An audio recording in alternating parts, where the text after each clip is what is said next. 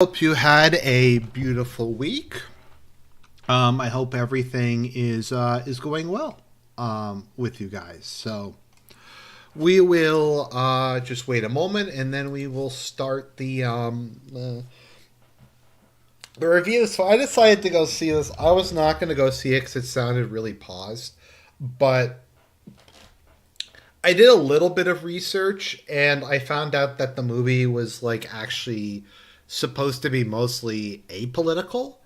That is, it's not supposed to be like anyone is based on anyone in particular. Um, I would say. So, I'm just actually looking at this. I'm trying to see if.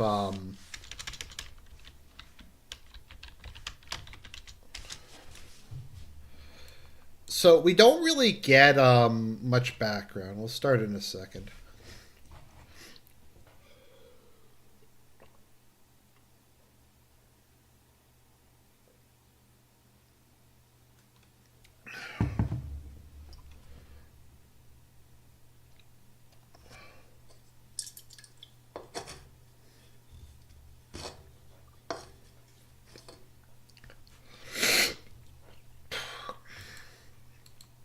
We will, yeah, we'll start in a second. I'm just double checking something from the review.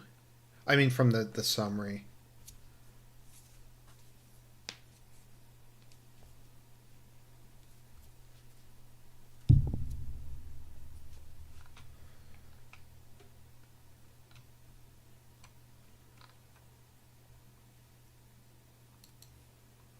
Okay, I'm just going to share this on the Discord and we'll start talking about it. So, yeah, like I said, I was originally not going to go see this movie because it sounded super paused to have a movie that was covering a civil war in America. I thought it was going to be some sort of like anti Trump thing, like Trump is evil, conservatives are evil, and stuff like that. And there was definitely some of that in the movie, but they did, you could tell, try at least somewhat hard to have like most of the okay, so like the white people were disproportionately evil, but like the president's side had black people, the Western coalition had black people, stuff like that. And to be fair, they're going through upstate New York, which is mostly white, so it kind of makes sense. All right, so let's get into it. So the movie Civil War depicts a civil war in America, obviously. And this is, we aren't entirely sure what happened. The little bits of background that we get are that the president, who has no name, of course, seized power in America during, we don't know how or why. He is currently serving his third term. There isn't really much evidence of what his policies were. He uses vague patriotic sounding stuff and he says, God bless America. And that's pretty much all we hear from him.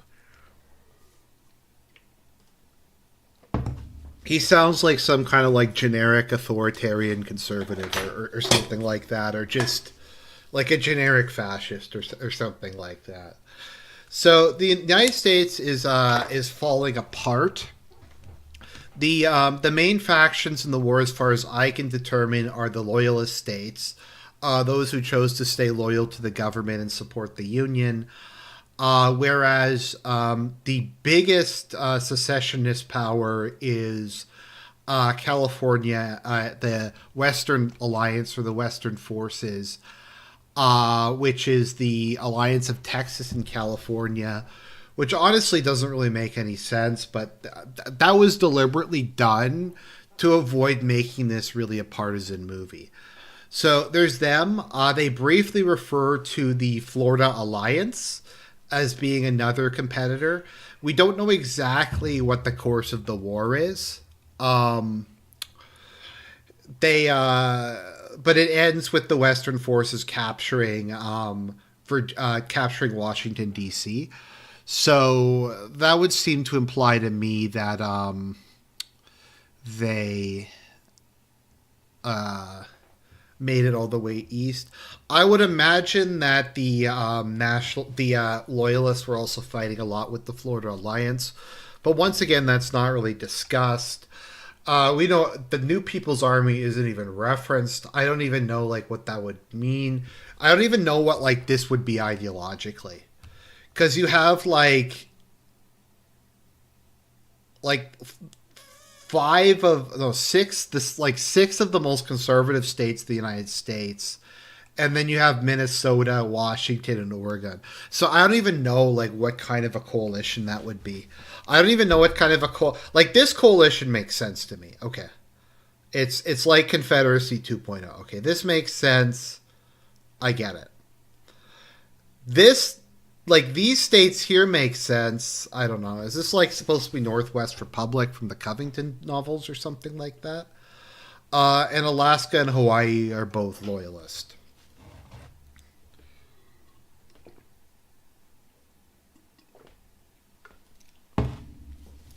Constantine says, like the kids, secessionists, but not actively fighting the Central Authority. Yeah, that sounds about right.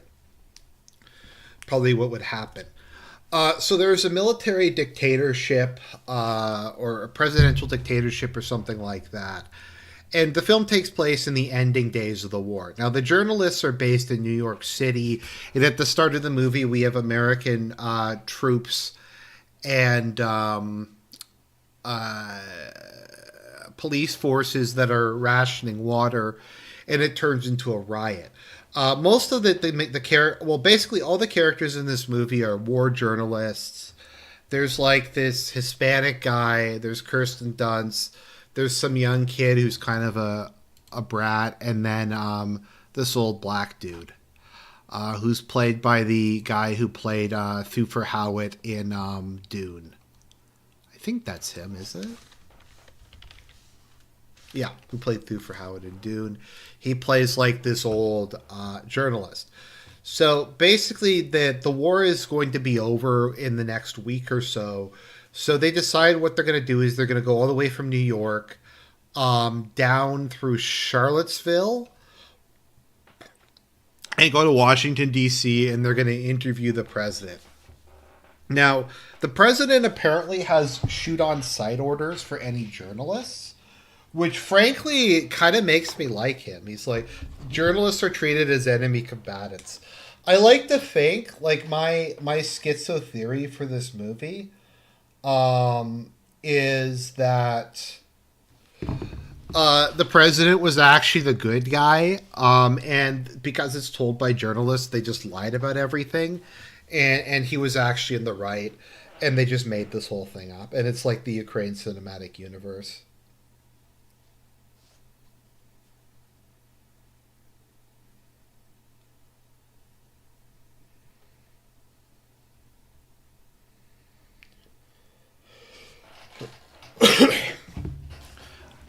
Right. So basically they take most of the movie takes place them going through upstate New York. Basically, we just have a bunch of like evil rednecks. They come across a gas station. Uh, Obviously, there's like a guy there. There's a bunch of rednecks who are guarding it. Something that's kind of funny is they use Canadian money to buy gas because the Canadian dollar hasn't lost its value, but the U.S. has hyperinflation because they have the government's been running the printing press. I don't probably the U.S. dollar isn't even accepted in the other uh, separatist states at this point in time. Uh, the rednecks they come across at the gas station decide to show them that they'd hung some looters, and it's like this the evil rednecks are like hanging looters. To be fair, at least the looters are also white, so it's not like a racial thing necessarily, but yeah, it's just like it's evil. And then later on there's these like ultra nationalist militias who are just killing who just I don't know, they killed a whole bunch of people for no reason. When they come across the like the team of people, they ask them like where they're from in America. There's like the Hispanic guy, like, where are you from? Central America, South America? And he goes, I'm from Florida. And he goes, yeah, okay, Central America. And then the one, Kirsten Dunst's family is from Colorado. And the other journalist family is from Missouri. And those are good American states.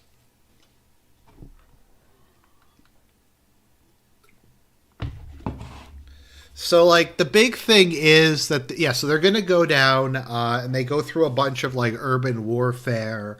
There's lots of kind of interesting like surreal moments, like where they're driving through like a Christmas park, or they're like just kind of going by burnt out buildings and things like that.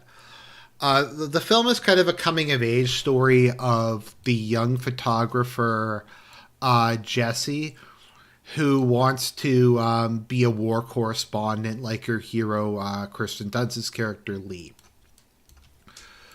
So she basically convinces her the partner, Kirsten Dunst's partner, to go along with them, and then the old black dude also goes along, and yeah, they just it's just them going through America and them just kind of seeing the horrors of war. It's interesting because the reviews I'm seeing that are negative, the few I read, are mostly left wing reviews are very negative. So the complaints that I've seen is that it doesn't demonize conservatives enough. It's too apolitical, and it doesn't portray like all of the people who are fighting in the war as like white neo Nazis. Is like the complaint. And is that like I remember, I think it was Wired did an interview and they were complaining that there is no left wing political violence in America, and any civil war would just be like ultra fascist neo Nazis versus everybody else in society. So like somehow the alt right would do a coup. No, Jan 6 would have succeeded. The rest of the country would have acknowledged Trump as president, and then that would have started the civil war. Um, I don't really get why Texas and California would be fighting the central government, unless it's just I don't know. It doesn't really make a lot of sense to me, to be honest. But yeah, they were complaining about that. They were complaining that like the um the federal forces don't yell "Make America Great Again." That it's not particularly clear if they're supposed good guys or supposed bad guys. Um, we're supposed to sympathize with someone like the Western forces. They shoot surrendering soldiers as well. Um, they just shoot surrendering soldiers and civilians as well. I think that like what they're trying to say with this film. So there are some movies that are I would call anti-war films that aren't political, if that makes sense. I'd say the ultimate example of that is Paths of Glory. If you haven't seen Paths of Glory, it's an excellent movie. Stanley Kubrick, and in it, the it takes place during World War I, and the French army is ordered to attack a basically an impenetrable German position, and they go to attack it, and they can't even get over the trench wall. Most of them die, and the couple of people who survive run away. And so then the French leadership decides to execute a couple of the guys at random for cowardice in the face of the enemy. And the whole thing is not necessarily about the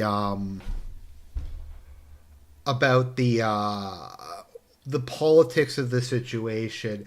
It's supposed to be more like about the struggle, like the reality of being a soldier, and having officers who don't give a shit about you and are only like like a big thing in the movie is you have like Kirk Douglas's character who wasn't that why Patan was appointed? It might have been. I'm not sure. But yeah, Kirk Douglas's character was like the good officer who like treated his men as his boys, and then the other guy was like this French douchebag who general who fired artillery at his own men.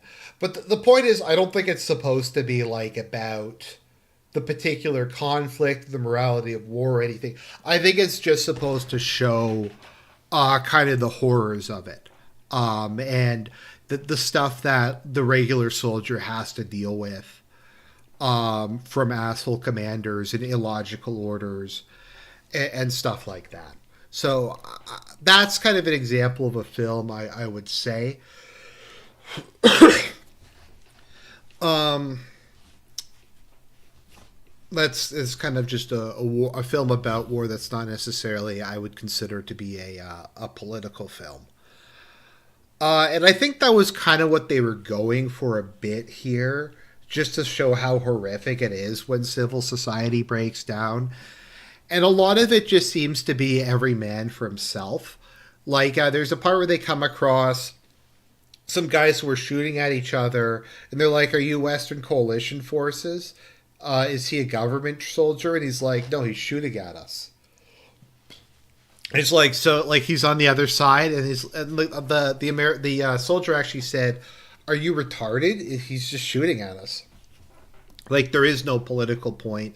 It's just a bunch of people took the opportunity to settle scores, to kill like their enemies, to kill people they don't like, to loot, to stuff like that, and those are things that happen during a war. So on the whole, I thought this was like an okay movie. I don't think it was great. I don't think I'd recommend seeing it, but I was able to watch it without vomiting and without like feeling any kind of existential pain. I think the best parts of the movie are probably when they're in Washington, D.C. at the end of the film. And they're fighting their way through Washington and they like blow up the Lincoln Memorial. And there's just all these helicopters coming in and tanks. And they like assault the White House. And then they're going through the White House and shooting the Secret Service and stuff like that. And eventually they find the president, and he's a bitch and he begs for mercy, and then they just execute him and take a picture of him, of the soldiers posing with his corpse. And I think it's like once again I think it's supposed to just be like a careful what you wish for sort of thing, and what like can actually happen with a civil conflict. So if you want to say like it's just an anti-war movie, like that's fair enough. But overall, I think as far as like mainstreamy movies about a potential civil war, this is probably about as fair as you're gonna get.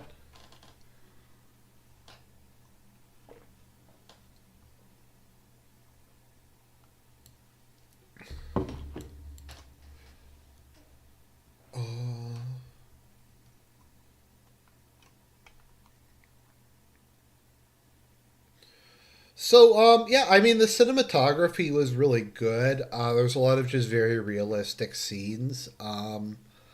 Overall, it was just kind of like a bad movie. I bet the SS and TLAS really like people saying that.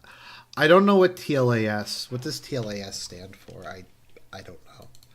I don't know what you kids are saying these days. Three-letter acronym. Okay, three-letter acronym. People like people saying that. That's true. Probably are.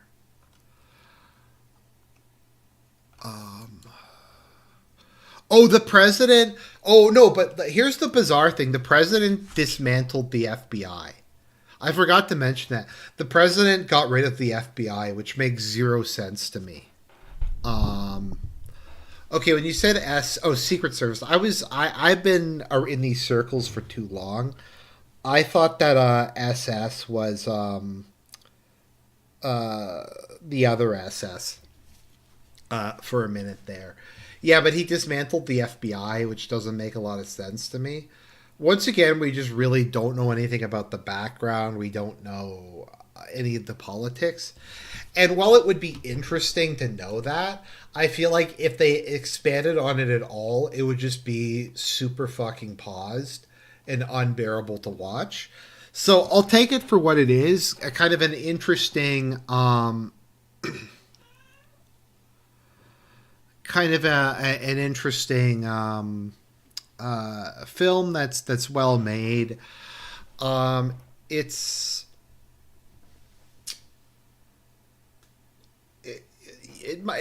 when it comes out of on video, if you're interested in it, it might be worth a watch.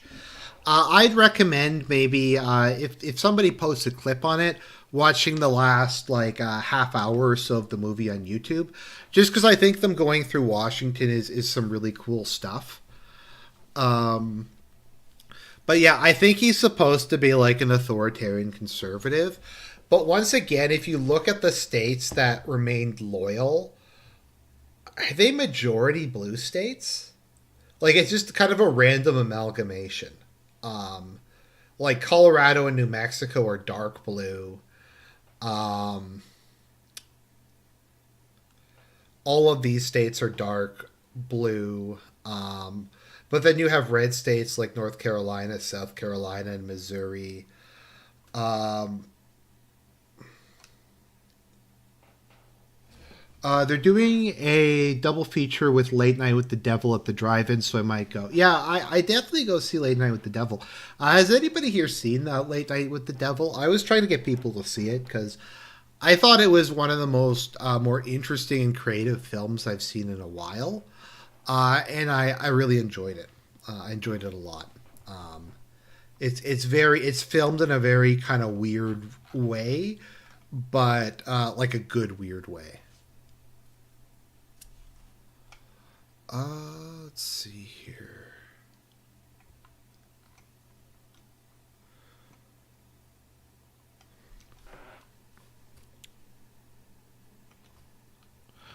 I mean, I think like I would agree that the that honestly at this point the FBI is such a dumpster fire that they